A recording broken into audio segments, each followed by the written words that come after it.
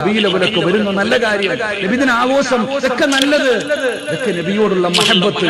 എന്റെ പ്രിയപ്പെട്ടവരെ നല്ലതൊക്കെയാണ്. പക്ഷേ ഇന്ന് നമ്മുടെ തലമുറ ചെയ്യുന്നത് നബിദിനം വരുമ്പോ 407 വിളിക്കും, കുറച്ചു പട്ടങ്ങോട്ട് കെട്ടും, ബോക്സ് എടുക്കും, ഡിജെയുടെ ലൈറ്റ് വെക്കും, അടിച്ചു പൊളിച്ചുകൊണ്ടുള്ള ആഘോഷങ്ങളാ. അല്ലാഹു ഉമ്മത്തിനെ കാക്കുമാറാകട്ടെ.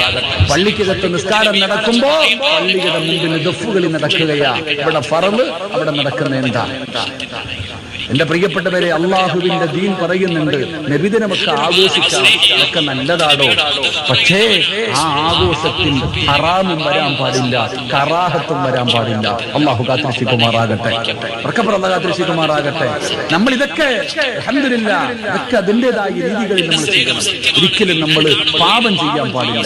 ഏത് വിഷയമാണെങ്കിലും അതിനകത്ത് തെറ്റുകൾ കലർന്ന് ഇതൊക്കെ ഒരിക്കലും നമ്മൾ അംഗീകരിക്കുന്നില്ല. ഒരിക്കലും നമ്മൾ നിസ്കാരം മുടക്കിയിട്ടുള്ള ഒരു അമലും വേണ്ട.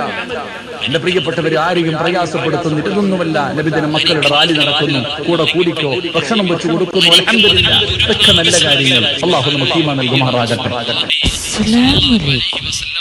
ഇതെന്റെ യൂട്യൂബ് ചാനലാണ്. സിറാജ് കാസിമോളും നല്ല നല്ല വാളാണ്. എല്ലാവരും നോക്കണം, നല്ല ഡിസൈൻ വാള്. പിന്നെ ഷെയർ ആക്കണം, ലൈക്ക് കൊണ്ട് എത്തണം, പിന്നെ ബെല്ലൈക്കൺ എത്തണം. പിന്നെ എല്ലാ വലിയ വീഡിയോസ് എല്ലാം നോക്കണം പ്ലീസ്. നിങ്ങൾ സപ്പോർട്ട് മെയിനായിട്ട് വേണ്ടത്.